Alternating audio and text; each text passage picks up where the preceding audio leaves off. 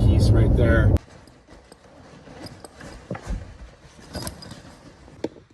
Well, today I'm headed up to Austin. It's about a little over an hour drive, but it's a pleasant drive.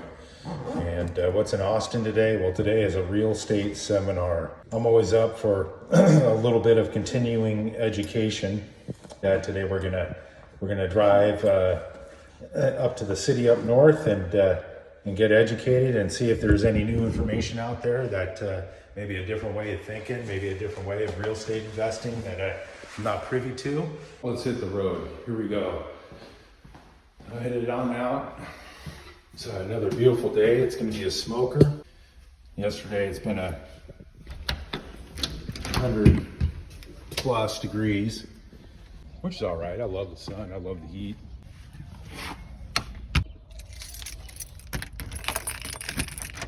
All right, let's roll.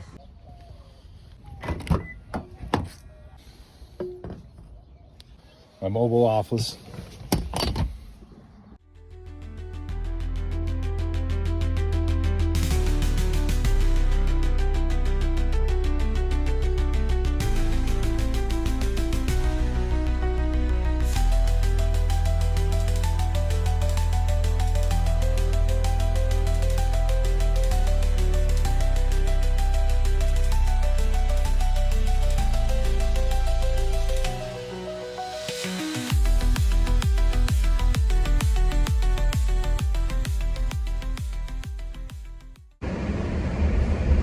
One thing with freeway entrances, on-ramps in San Antonio is they're extremely short. So you really got to punch it to get up to some freeway speed to merge onto traffic. All right. Got about a nice hour and 15-minute drive. One thing that attracted me to coming to San Antonio, I did a lot of research, and what I found was San Antonio has been like the #1 fastest growing metropolitan city in the United States. It bounces back between #1 and #2. There's a lot of like Fortune 500 companies that their headquarters are based here.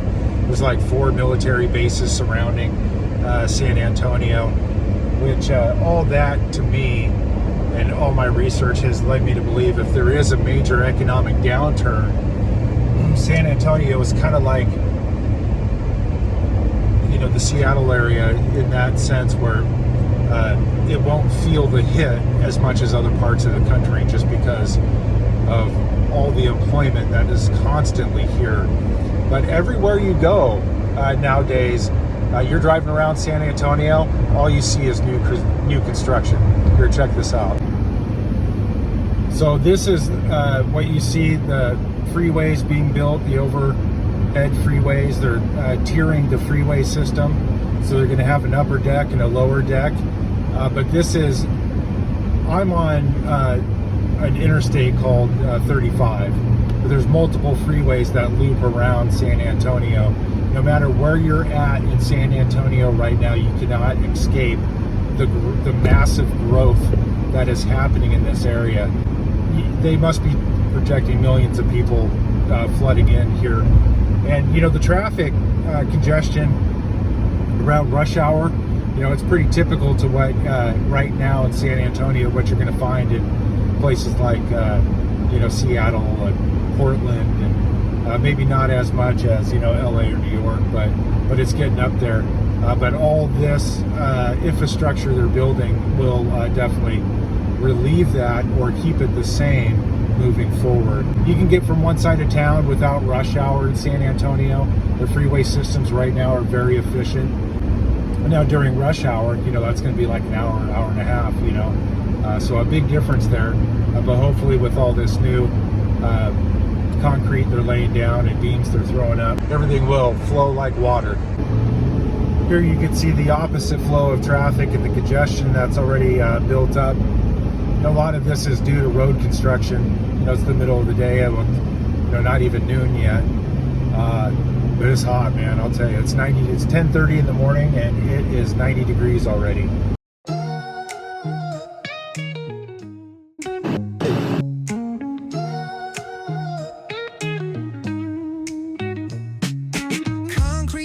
where the neon glows. Every block tells a tale the whole city knows. Rhythms in the shadows where the cold wind blows. Life's a gamble on these streets, anything goes. Boom bap echoes through the alleys at night.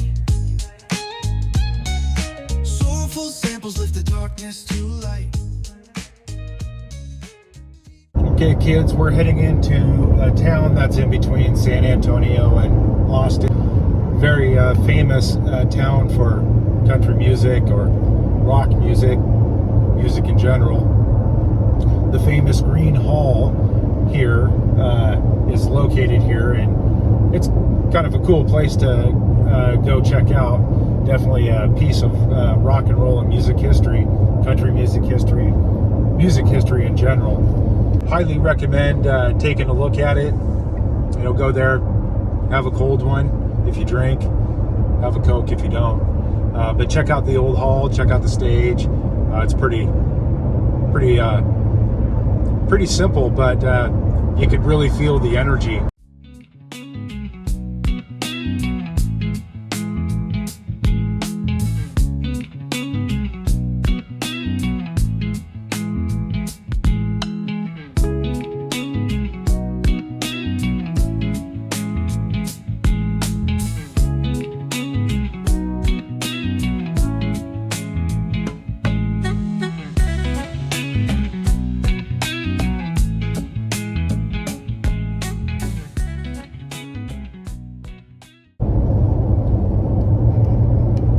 So this here is the town of Greene, and this is where it's just right next to New Brunswick. There's Buc-ee's right there. If you have massive gas station, store, truck stop.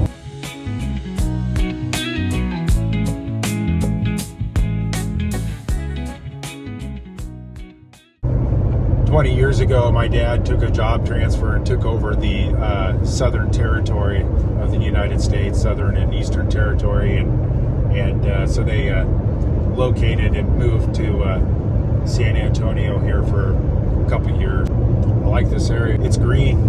You know, when you get outside of San Antonio as you're headed to Arizona, if you're taking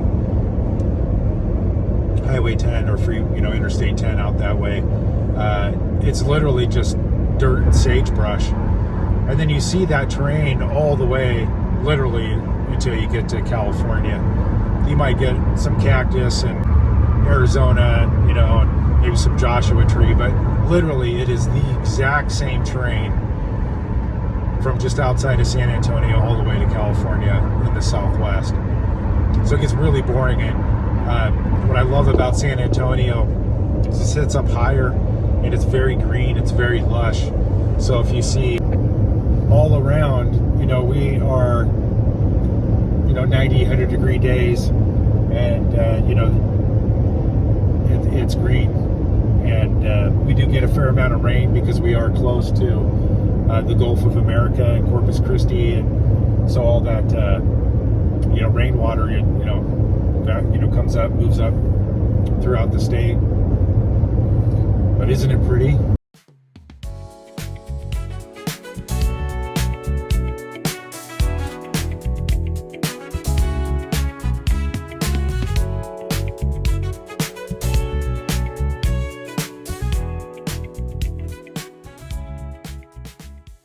If you're thinking of moving to Texas, getting out of a highly taxed state, I just couldn't do the taxes. It just got to a point where I was making a lot of money, and where anywhere else in the world it would have economically put you at the top. But in certain cities where your taxes and your cost of living and everything is just astronomically high, you realize that the money doesn't really go very far. In fact, Washington State, they have a new $20 an hour minimum wage that is going to be taking effect here shortly. Now that sounds great if you're in Texas or you're in another part of the country, and you're like, wow, $20 an hour minimum wage? Are you kidding? Honey, let's move. The problem with that is is that buying power of that $20 an hour in Washington State in the Pacific Northwest, Western Washington, not necessarily Eastern Washington, although it's getting pretty bad too. But you know, that buying power, if you kind of compare it to say Texas, San Antonio, literally it would be equal to about $10 an hour. That is literally the difference in your buying power. And so you think $20 an hour is great? It's like making $10 an hour in Texas. So it's not really all that great. And you know, I realized there's more to life than living just to go to work to pay bills. And I hope if you're in that rut and you wake up a little bit, because you're missing out on the majority of your life. If you're just in that rat race, you're on that hamster wheel, just running every single day, running to work for the man just to make ends meet. Yeah, you might get a retirement. You know, you put your money into that 401k and hopefully it's there. You know, you can't rely on a company pension anymore. So my philosophy and what I think is you got to enjoy it. You got to have a goal. You got to have something to work towards, something worthy. Okay, nothing small, something big. And then, but you got to remember to live your life every single day. And the struggle to get to that goal, to achieve that goal, you're going to have struggles. You're going to have setbacks. You're going to have challenges. But the beauty of life comes within those challenges. The beauty of life comes within those setbacks. That's when you grow. That's when you learn. That's when you develop.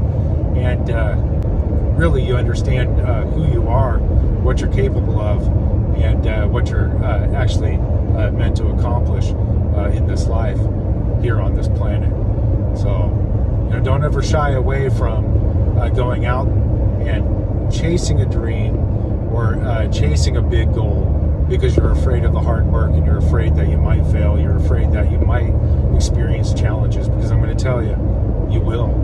It's inevitable. There's not one company that's in business today that stood the test of time that has not gone through the ups and downs, literally like riding a roller coaster.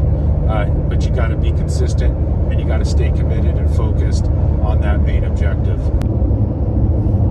All right, we are getting into Austin, about a mile away. I don't know if the truck in front of us, but you can see the city skyline ahead of us.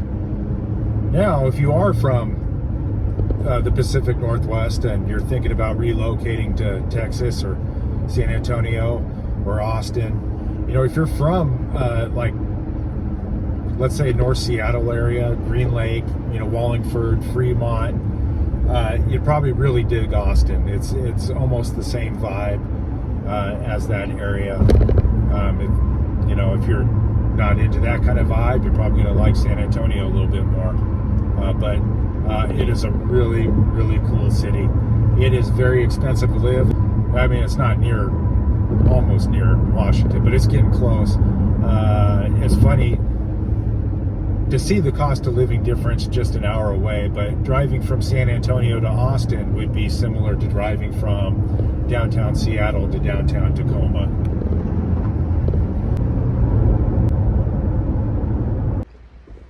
All right, just got to the hotel parking garage of where this conference room and this seminar is going to be taking place.